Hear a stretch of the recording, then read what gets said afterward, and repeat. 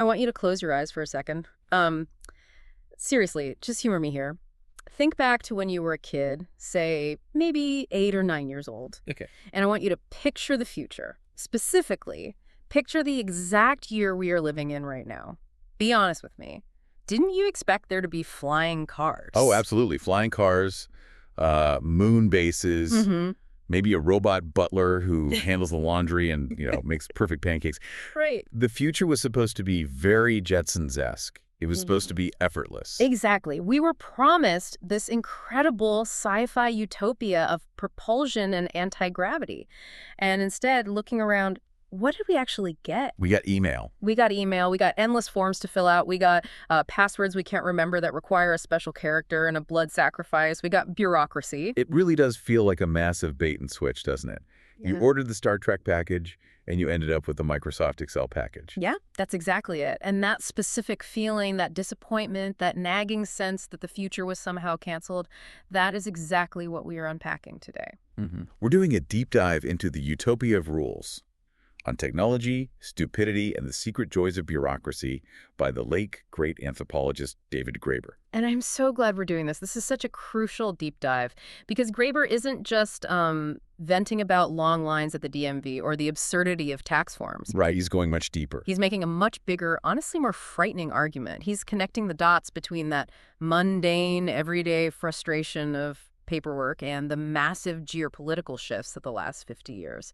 So the core mission for this dive is to answer a really simple question.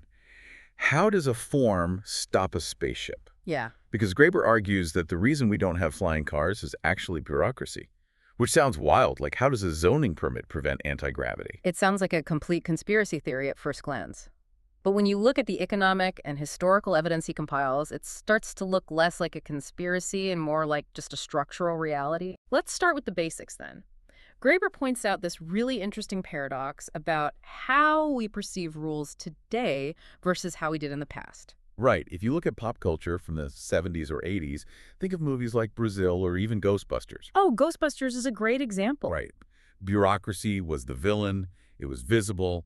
You had Walter Peck from the EPA trying to shut down the Ghostbusters. That was the archetype. People talked about red tape constantly back then. But today we hardly mention it. Exactly.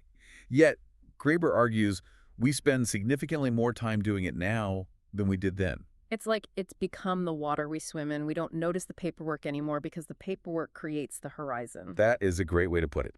And this leads to his first major insight, which challenges basically everything we're usually told about economics and government. He calls it the iron law of liberalism. Okay, hold on. We need to define terms here for a second. When he says liberalism in this context, he's not talking about left-wing politics in the American sense, right? Correct, yeah. He's using it in the classical economic sense, market liberalization. The belief that the best way to run a society is to let the free market handle things and just get the government out of the way. Exactly. The standard narrative we all grow up with is that government equals rules and red tape, and the private sector equals efficiency and freedom. So if you want to cut the red tape, you privatize. That's the story we're told. But Graeber looks at the historical data and says that is a flat-out myth. The total myth. The iron law of liberalism basically states that any government initiative intended to reduce red tape and promote market forces will ultimately increase the total number of regulations, the amount of paperwork, and the total number of bureaucrats. Which just seems completely counterintuitive. I mean, if the goal of a policy is deregulation, how on earth do you end up with more rules? Because markets don't occur naturally. You don't just walk into the woods and find a stock exchange sitting under a tree. Right. Markets have to be created. To maintain a free market, you need armies of people. You need police to enforce contracts, registrars to track property, standards committees to define what a pound of grain actually is.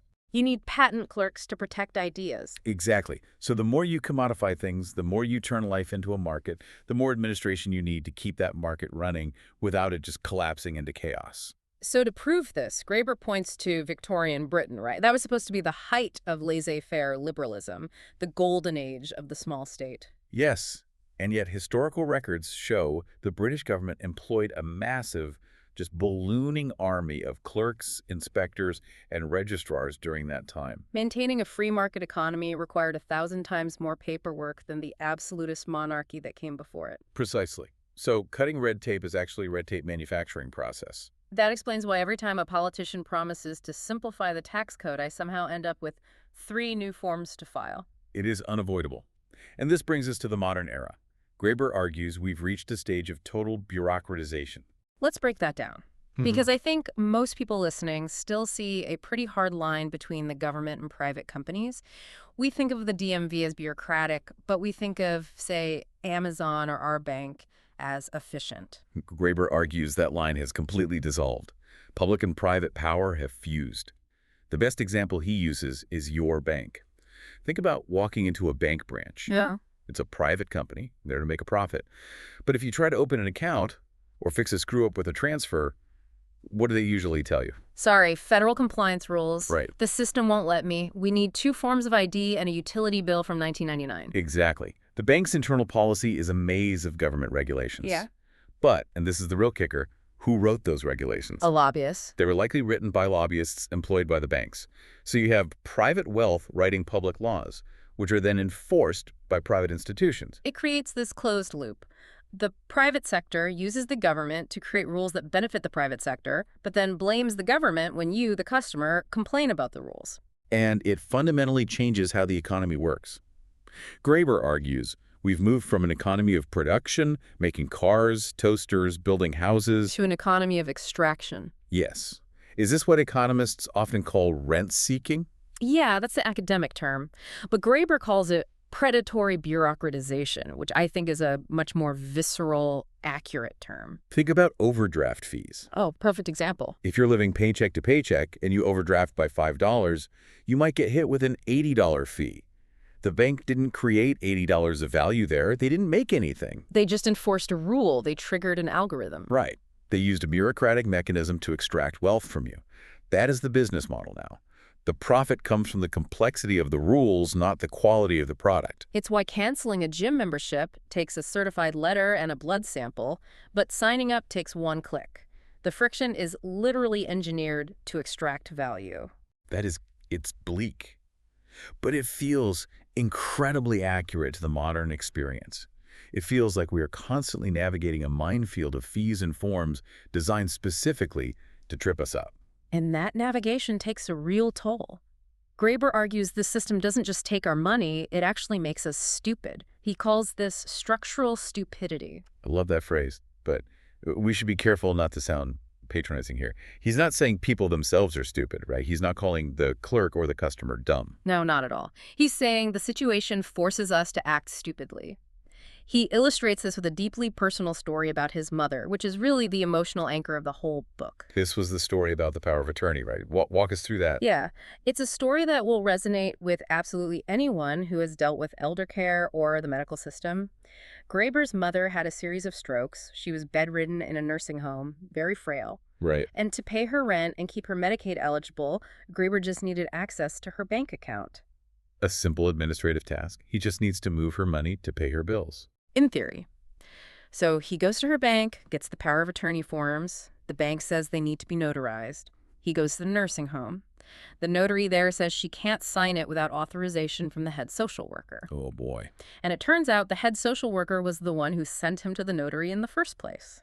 It's the classic runaround. Total catch-22. No one wants to take responsibility. Exactly. Finally, after days of this, he gets everyone in the same room. Graeber fills out his part. His mom manages to sign her part with her shaky hand, which is a huge physical effort for her. Yeah. He takes it back to the bank, so relieved it's over. The teller looks at it and says, "Sir, you signed the line where it says to print your name and printed your name where it says to sign." Oh, no. And they rejected it. They rejected it outright. And look, Graeber is a world-famous scholar. He was a brilliant man, a professor at the London School of Economics. But he admits, in that moment, he felt like a total idiot. He had just done exactly what he was told. But the stress of pleasing the bureaucratic power made him lose his critical faculties. Right. And the bank manager, did they help at all? The manager then just moved the goalposts.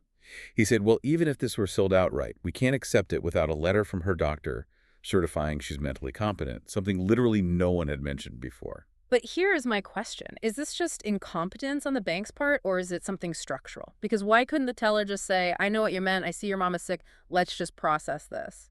Graeber says it's purely structural. This is the structural stupidity.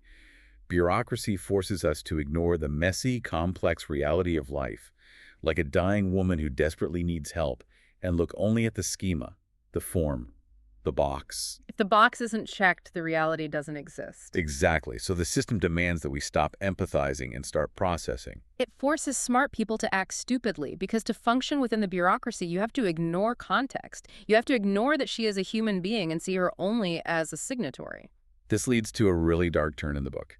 Graeber connects this annoyance, this stupidity, directly to violence, which feels like a huge leap. It does. How do we get from a bank teller denying a form to actual violence? Well, it asks the fundamental question. Why do we obey the bank teller? Why didn't Graeber just jump over the counter and take the money that belonged to his mother? Or why do we pay the fine for a parking ticket instead of just tearing it up? Because security would come, or the police. Right. And if you fight security, the police come. And if you resist the police, they will use physical force. They have sticks and guns. Graeber argues that all bureaucracy is ultimately backed by the threat of physical force. We don't think about it because usually we just fill out the form, we cooperate. But the threat is the foundation of the entire interaction. So the stupidity of the interaction, the fact that the bank doesn't have to listen to reason, is only possible because they have the stick. Yes.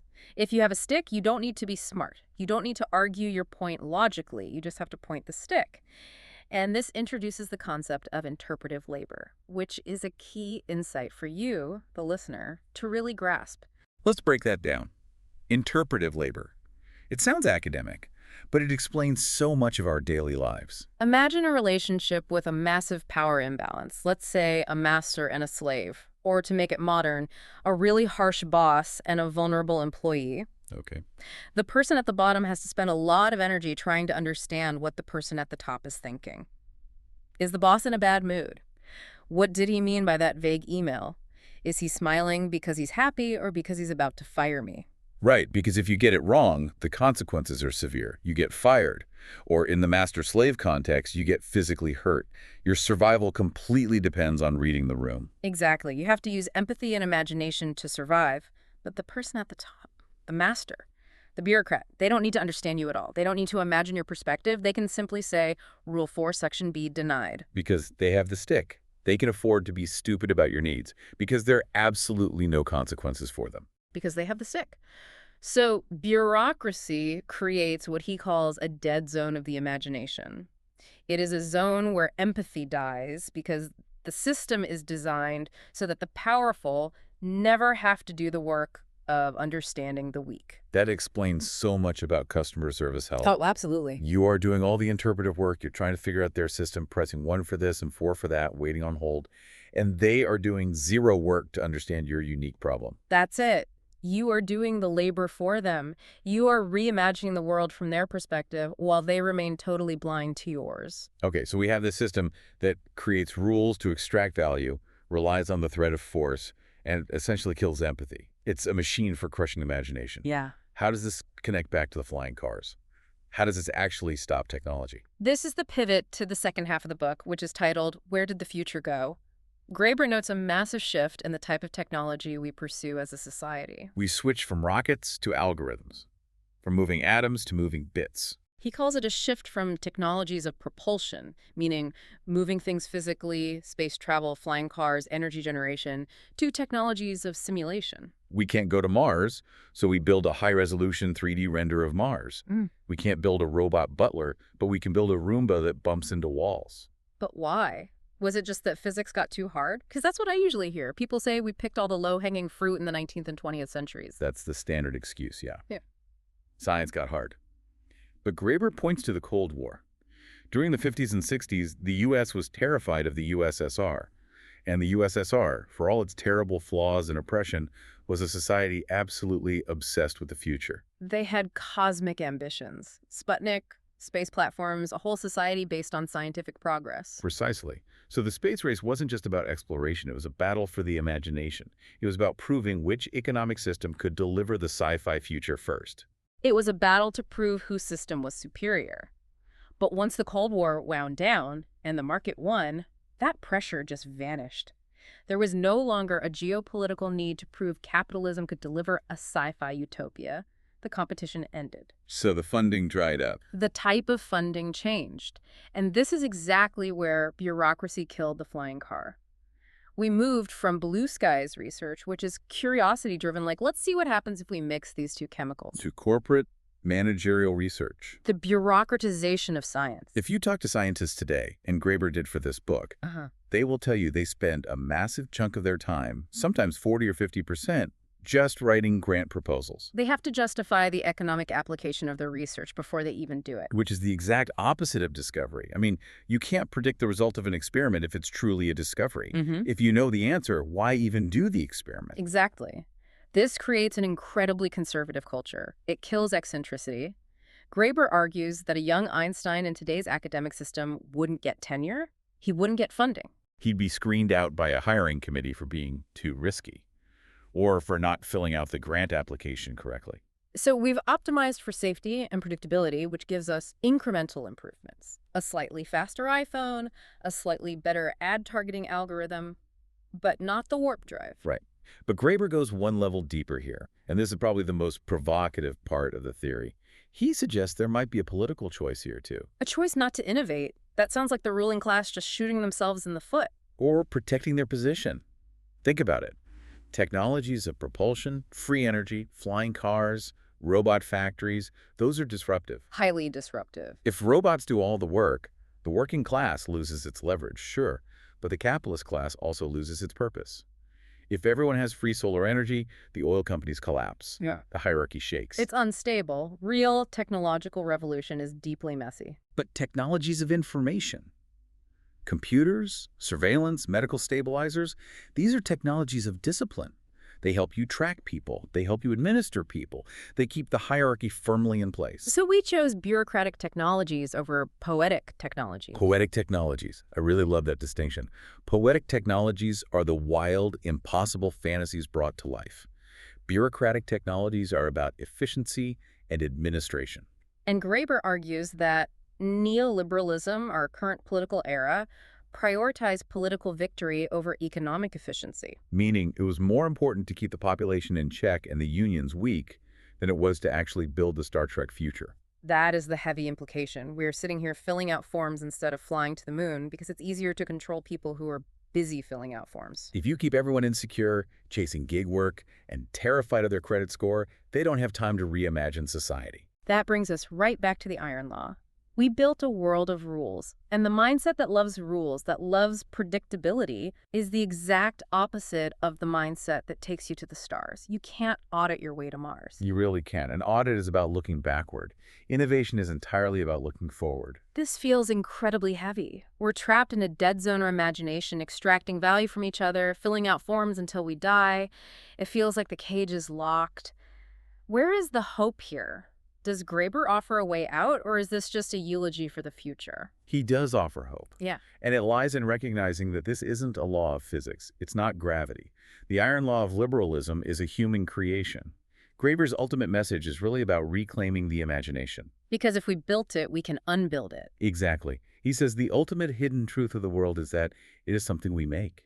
We make it every day through our actions, our compliance, and the institutions we support. And if we make it, we can just as easily make it differently. We can choose the poetic again. We can. But we have to recognize the dead zones first. We have to see the violence behind the paperwork. We have to stop accepting that being realistic means accepting the world exactly as it is. I remember a slogan from the 1968 protests he was really fond of. Be realistic. Demand the impossible. That's the exact spirit. The flying car isn't just a machine. It represents the ability to imagine a world that is fundamentally different from this one. It really changes how you look at a bank form, doesn't it? It's not just paper. It's a tiny weapon of the status quo. It's a little brick in the wall keeping the future out. It is. And realizing that, seeing the water we're swimming in, is the very first step to getting out of the tank. Before we wrap up, I want to leave you, our listener, with a challenge.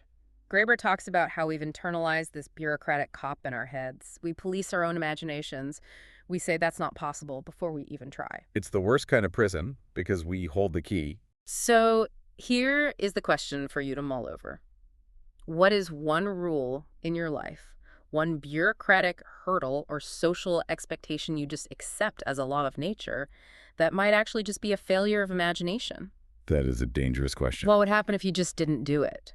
Or did it completely differently? What if you demanded the poetic instead of the bureaucratic? You might just find a little bit of that future coming back. Thanks for diving deep with us. My pleasure. See you next time.